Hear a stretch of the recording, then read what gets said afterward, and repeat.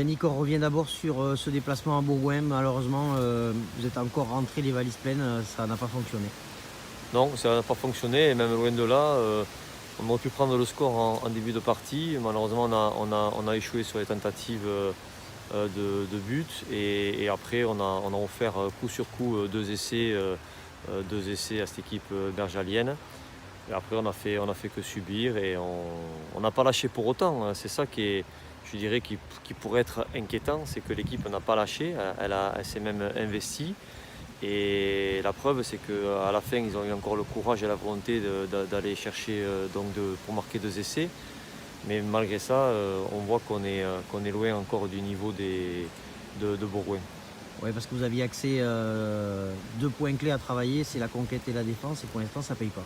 Bon, alors, conquête, on a une bonne mêlée. En touche, on a eu des lancers pas droits, 4 lancers pas droits. Donc là, c'est difficile. Effectivement, les progrès n'ont pas été significatifs dans ce secteur, pas suffisamment en tout cas, pour rivaliser. Et la défense, on a encore trop d'errements, trop de lacunes collectives et individuelles pour rivaliser. Là, vous recevez Suresnes, c'est déjà le dernier match à domicile de l'année, puisque vous terminerez par deux déplacements et deux gros déplacements. Il faut absolument essayer de prendre une victoire face à cette équipe, mais ce ne sera pas facile. Non, ce sera pas facile parce que c'est une belle équipe, cette équipe de Suresnes. C'est vraiment, elle n'a pas volé son classement, je puis dire, au vu de ce que j'ai pu voir ces derniers matchs. Donc voilà, c'est une belle équipe. Après, en plus, nous, je ne vous cache pas qu'on est un peu grêlé avec les blessures que l'on a à répétition. Voilà, après, c'est sûr que le contexte ne favorise pas l'envie des joueurs de participer aux rencontres, mais il faut que tout le monde se serre les coudes et soit à l'unisson. Parce que c'est, voilà, comme vous dites, le dernier match de l'année, de l'année civile, il faut absolument le basculer en notre faveur.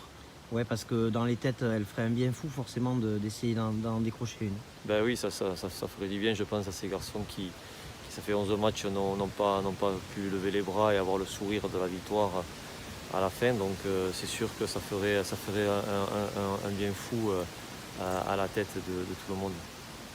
En pointillé, la semaine dernière, vous disiez, on demande un peu de temps, tout ne va pas se régler. Est-ce que vous espérez que sur ce match contre Suresnes, il y ait des choses déjà qui vont s'améliorer? Bah, on est toujours dans l'espoir qu'il y ait d'amélioration, c'est ça, on travaille pour ça, on travaille dans ce sens-là. Après, c'est du très très très court terme tout ça, donc je suis pas un rêveur, et j'ai pas envie de faire rêver les gens non plus en vendant quelque chose qui n'est pas réel. Mais vous lâchez rien. Vous n'êtes pas dépité après deux matchs seulement. Vous avez encore envie de redresser cette équipe. Ah, moi j'ai la flamme, je suis habité par la foi, et j'ai vraiment envie, on est motivé, attention, je ne suis pas fataliste, mais après il faut, entre être pessimiste ou fataliste et être réaliste, voilà, il faut aussi faire la part des choses. Donc je ne suis pas fataliste, mais je suis pour autant réaliste, et à l'heure actuelle, ça va être difficile. Après, sur Rennes, évidemment que j'y crois, et tous les garçons qui seront alignés dimanche, ils croiront dur comme fer. Mais après, voilà, on sait que ça va être dur.